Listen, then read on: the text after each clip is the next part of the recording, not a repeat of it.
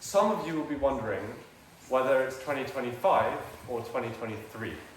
I'm afraid we've chosen a very busy evening for this. There's an Into the Woods performance at the Playhouse and a wonderful mental trauma recital, which I'm afraid I'm not at, and some people have trekked over from, which is fantastic.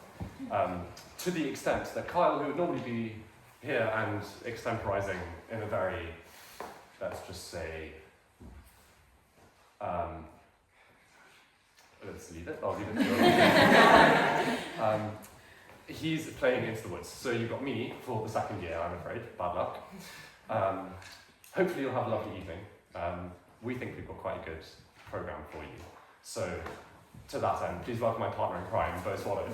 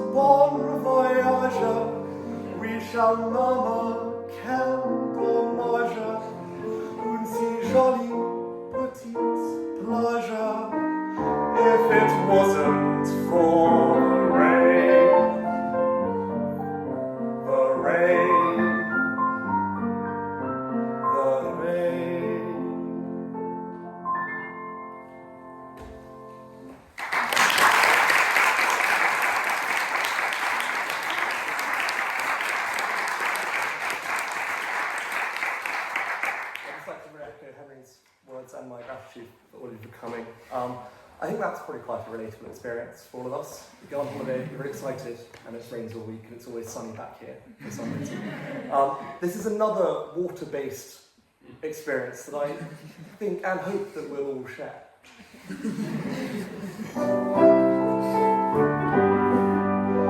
Oh, I find much simple pleasure when I've had a tiring day in the bath, where the noise of gentle sponging seems to blend with my toupee. In the bath, to the skirl of pipes vibrating in the boiler room below, I sing a potpourri of all the songs I used to know, and the water thunders in and gurgles down the overflow. In the bath,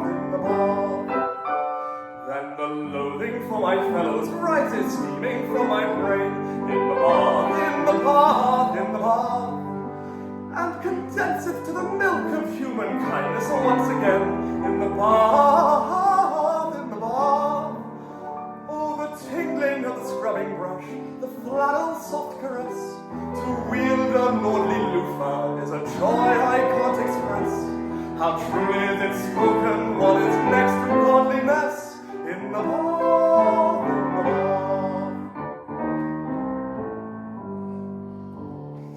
Then there comes that dreadful moment when the waters are running cold. In the bath,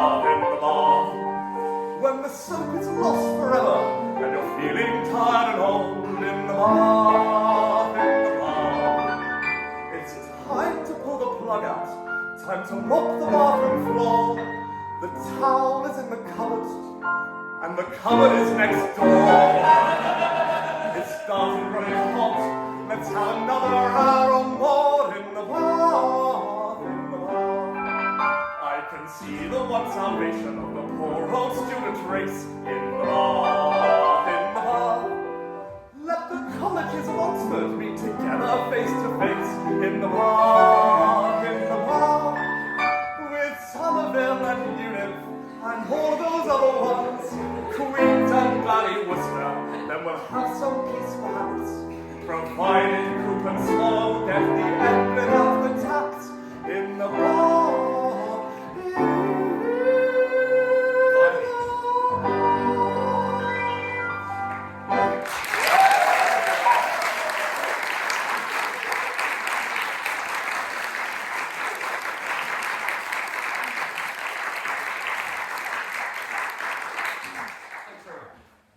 We've had some songs about water. We've had some songs about animals, that's us. We'll have more of those later, but this is neither. We're moving from the sort of animal kingdom into the plant kingdom, to a sort of tragic tale of two ill-fated intertwining plants.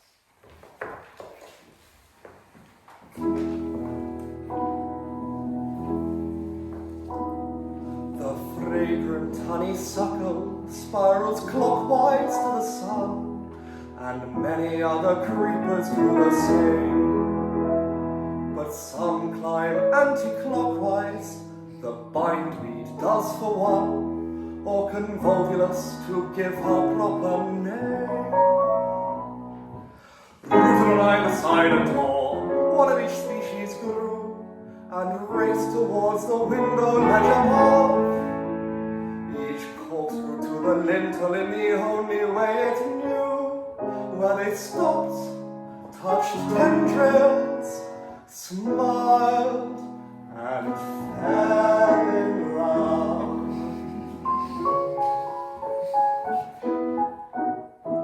Said the right-handed honeysuckle to the left-handed bindweed, oh, let us get married if our parents don't mind. We'd be loving and inseparable, inextricably entwined. We'd live happily ever after, said the honeysuckle to the bindweed.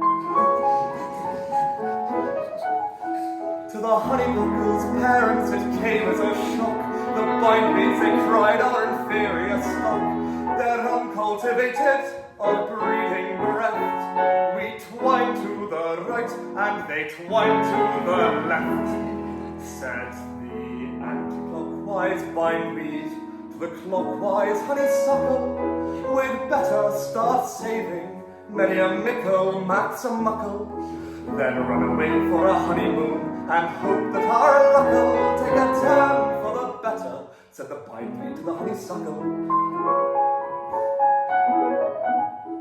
A bee who was passing remarked to them then, I said it before and I'll say it again, consider your offshoots, if offshoots there be, they'll never receive any blessing from me. Your little sucker, how will it learn when it is climbing, which way to turn?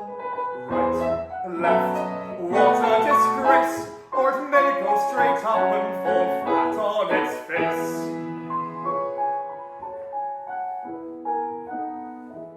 Said the right-hand thread honeysuckle to the left-hand thread bindweed, it seems that against us all fate has combined.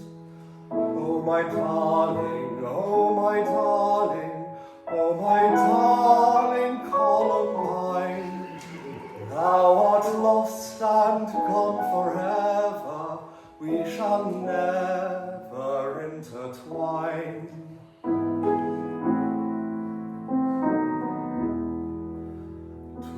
Together they found them the very next day. They had pulled up their roots and just shriveled away, deprived of that freedom for which we must fight to veer to the left, or to veer to the right.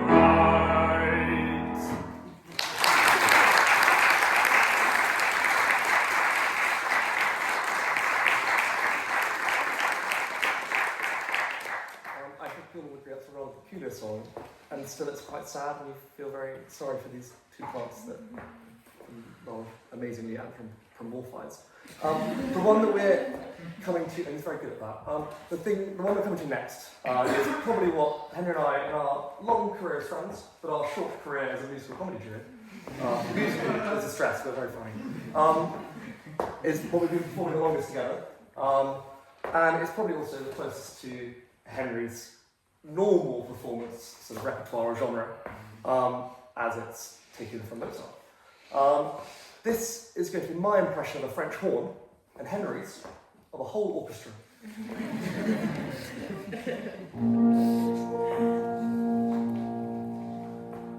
One second.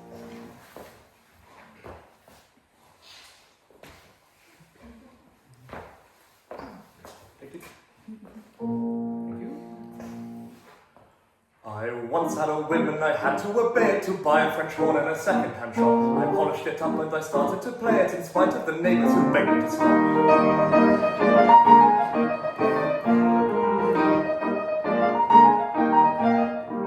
To sound my horn, I had to develop my embouchure. I found my horn was a bit of a devil to play, so artfully wound to give you a sound, a beautiful sound so rich and round. Oh, the hours I had to spend before I mastered it in the end. But that was yesterday, and just today I looked in the usual place. There was the case, but the horn itself was missing. Oh, I cannot have gone, hasn't anyone seen my horn? Oh, I cannot have gone, what a blow, now I know I'm unable to play my leg. Who swiped that horn? I bet you will quit. Somebody did, knowing I found a concerto and wanted to play it, afraid of my talent to play the horn. For early today, to my utter dismay, it had vanished away like the dew in the morn.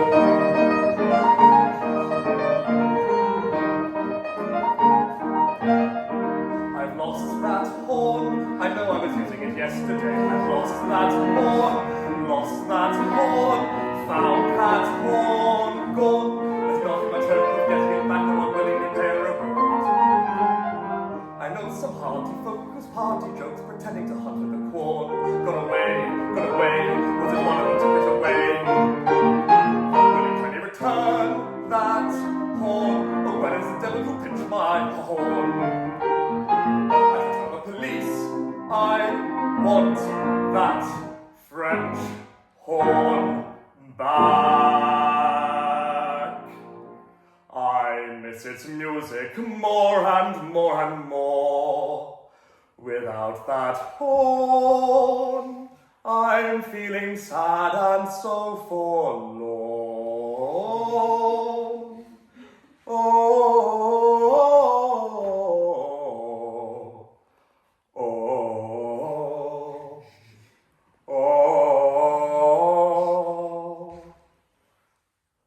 I found a concerto I wanted to play it, afraid my talent to play. I wanted to play to my utter dismay, it had totally vanished away.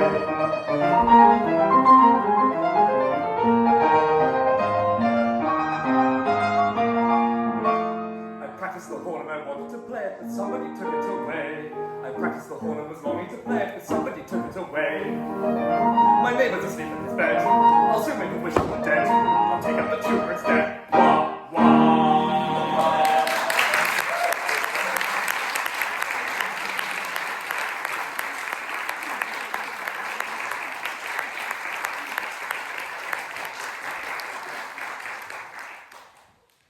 Some of you might be worried why that's just gone away. We're sort of coming to a little section of the programme of songs you might more conventionally find in an EMS recital. They're sort of more serious songs that Swann himself wrote. I'm not exactly sure when, but they're really lovely. No one's really exactly sure when. No. So this first one, that's not the first one. That's the first one. Freshly taped today. Yeah, it's a rather sad little song about a little lad from Ireland. I'm not a little lad from Ireland.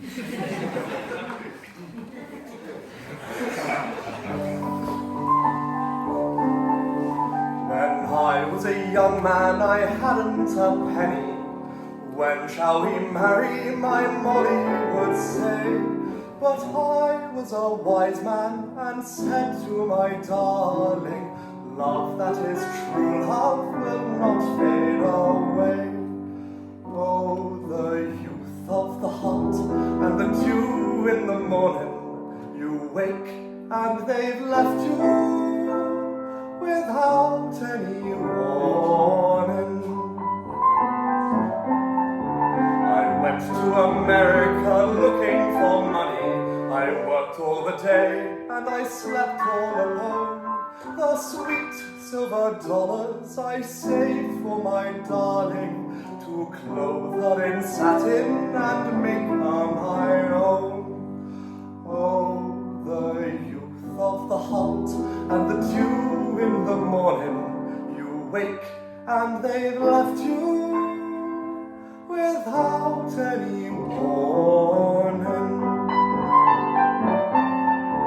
I came back to Ireland, my pockets a jingle. The wedding bells rang as I came down the street. Oh, where's the colleen I've come back to marry? I asked the first neighbour I happened to meet. Oh, the youth of the heart and the dew in the morning. You wake and they've left you without any warning.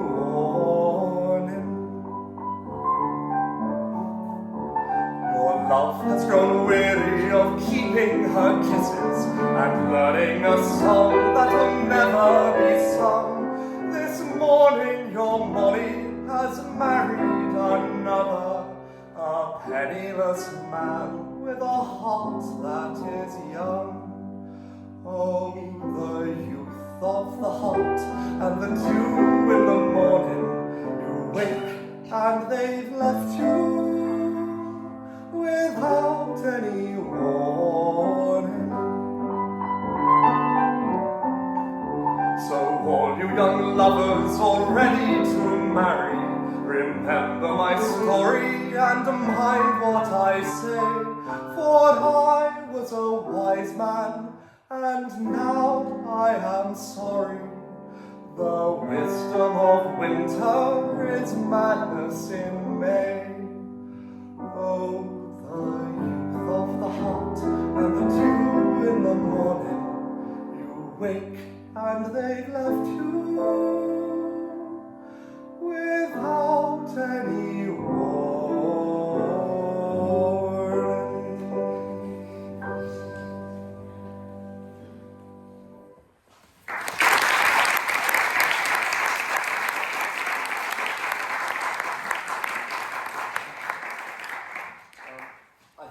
That's a bit of a mood change.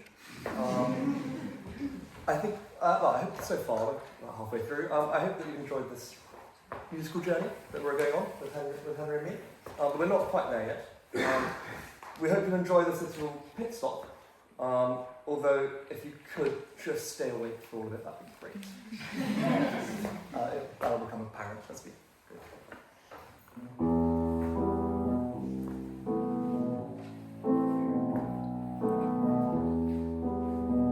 Whose woods are these? I think I know. His house is in the village, though.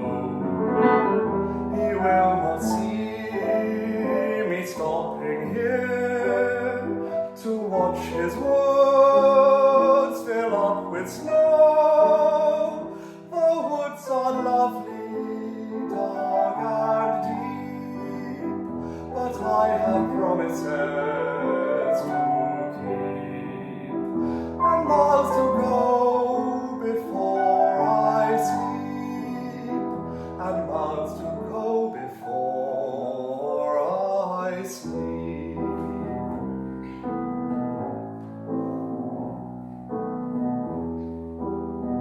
My little horse must think it queer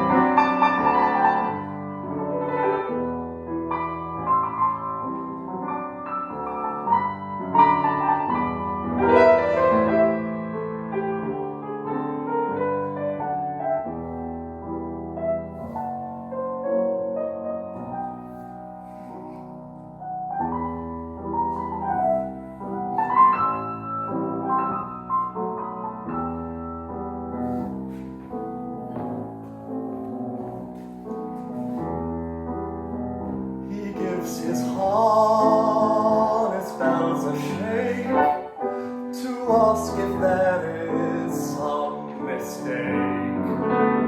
The only other sounds the sweep of easy wind and downy flake. The woods are lovely, dark and deep, but I have promises to keep, and vows to go before I sleep, and vows to go before I sleep.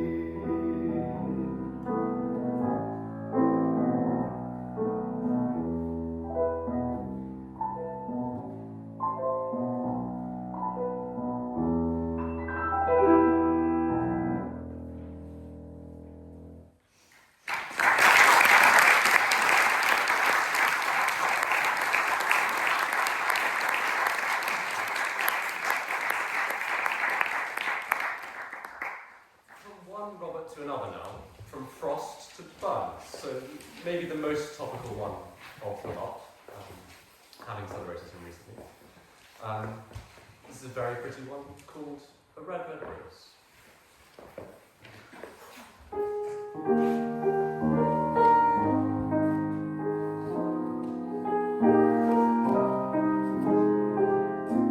Oh, my love's like a red, red rose that's newly sprung in June. Oh, my love's like the melody that sweetly played in June. As fair art thou, my bonny lass, so deep in love am I, and I will love thee still, my dear, till all the seas can dry, till all the seas can dry, my dear, and the rocks melt with the sun. I will love thee still, my dear, while the sands of life shall run, and fare thee weel, my only love, and fare thee weel awhile, and I will come again, my love, though it were 10,000 miles.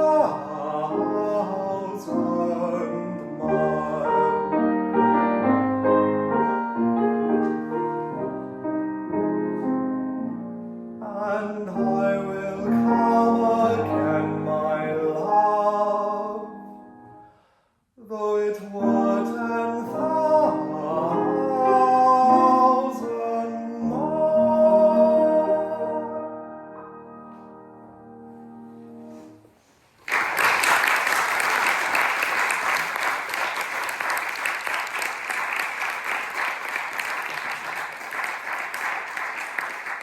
So that's enough of the soppy stuff.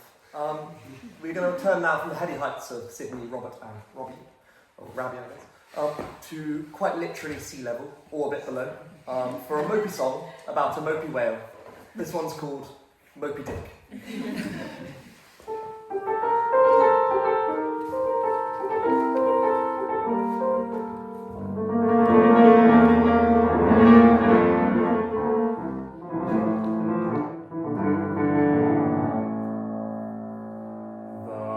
Bottle-nosed whale is a furlong long, and likewise wise, but headstrong strong, and he sings this very lugubrious song as he sails through the great Antarctic Ocean blue.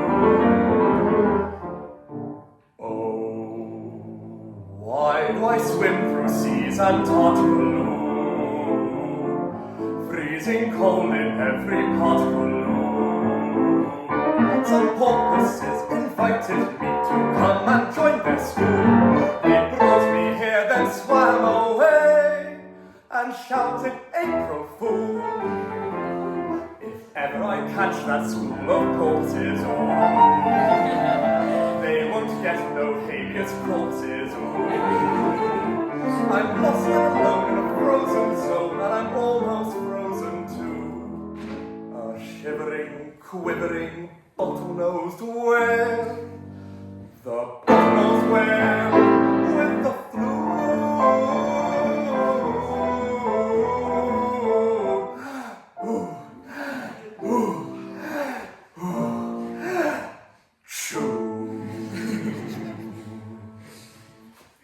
Oh, I used to play like a gay Leviathan, squirting up jets like a Leviathan. Now every time I try to lift my hanky to my nose, a great harpoon goes whittling by to a shout of there she blows. I like my oceans equatorial, the water's warm and the breeze less boreal. It's Fahrenheit -29 and I don't know what to do. A rubbery, blubbery, bottle-nosed whale. The bottle-nosed whale with the flu.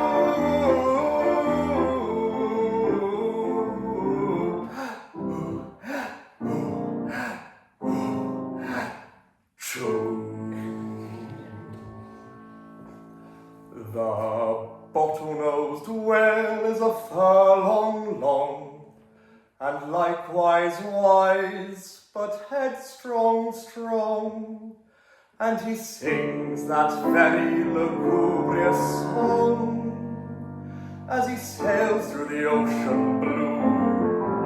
Though red your nose, though your toes are froze, though cold it seems to you, remember the tale of the bottle-nosed whale, who has not even got his own hot water bot.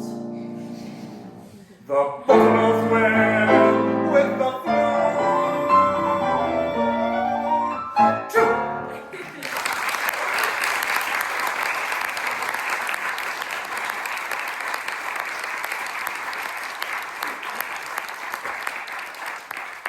Now, you really have all been tremendously nice to us. Posterity will be proud. And for this one, our final one, sadly, Henry and I would very much like if you could help us out a bit at the end, because I lose my voice and stuff. For the first of the animal songs written by Flanders Swann, and perhaps their most famous song ever, so yeah, the last chorus, if you could join in, that'd be great. Final verses as well. After this, we'll mill around a bit, and then if anyone wants to come to the pub, we will choose a pub and go there. But I haven't had much time to think about that. You're going to have to unceremoniously shoo you out of the late gate, I'm afraid, but you'll just have to come with us.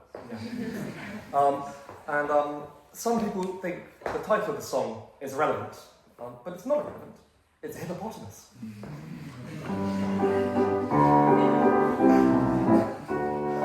A bold hippopotamus was standing one day on the banks of the cool Shalimar. He gazed at the bottom as it peacefully lay by the light of the evening star.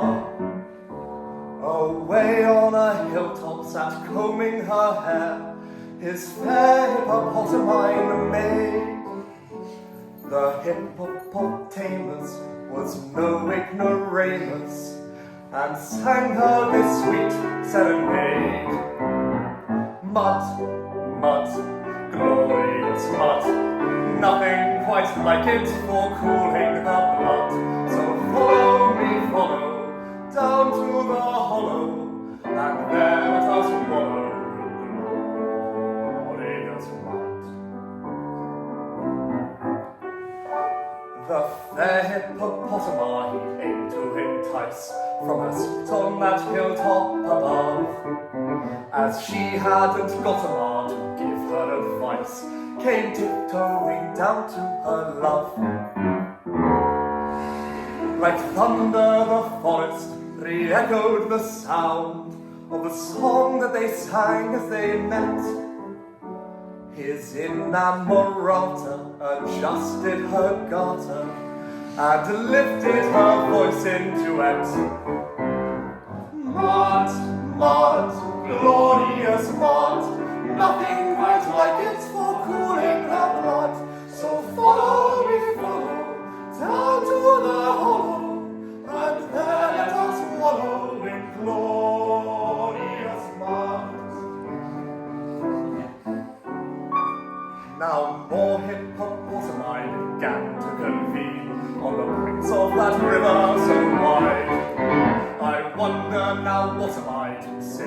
the scene that ensued by the Shalimar side.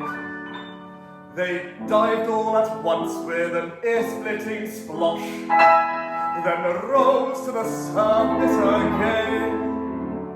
A regular army of hippopotami, all singing this haunting refrain. That's you guys. Mud, glorious mud, nothing quite like it's for cooling the blood. So follow me, follow, down to the hollow, and let us follow glorious mud.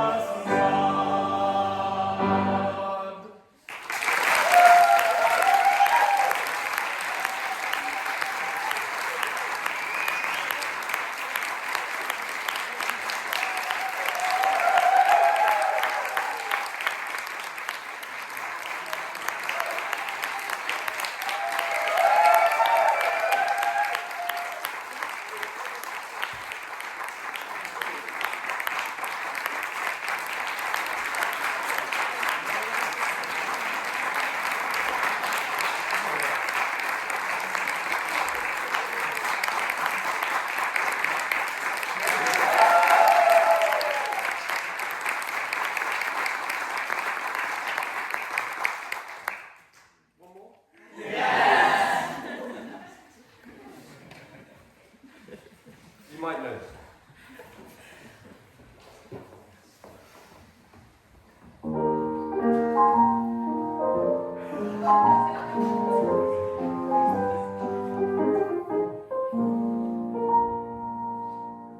A year ago. That's not very well said. But that's not. He was laying down the law about the hats, the boots, the number of quilts, the walking height. So I asked him, what's that man? He answered, it's a hack. And I took on thinking that was true. If the animal in question had put that chap to shame and remarked, I hate a hack.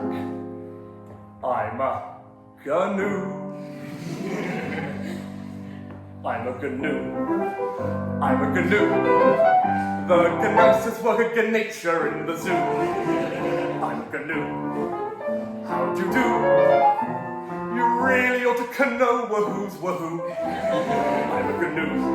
Spelled G-N-U. I'm not a camel nor a kangaroo. And I'm not introduced. I can neither man or moose. Oh, gno, I'm a gnu.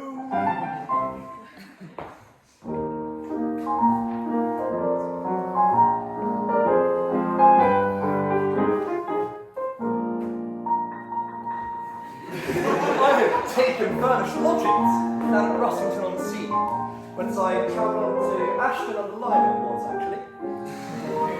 And the second night I stayed there, I was wakened from a dream, which I'll tell you all about some other time. Among the hunting trophies, stuck on the wall above my bed, stuffed and mounted, was a face I thought I knew. A bison. No, it's not a bison. An okapi. It's unlikely, really. Could it be a hearty beast? Then I seemed to hear a voice. I'm a gnu. I'm a gnu. Like another gnu. I wish I could gnash my teeth at you. I'm a gnu. How'd you do? You really ought to know wahoo's wahoo. I'm a gnu, spelled G-N-U. Call me bison or okapi and I'll sue. Nor am I in the least like that dreadful hearty beast. Gno, I'm a gnu. Gno, I'm a gnu. Gno, I'm a gnu.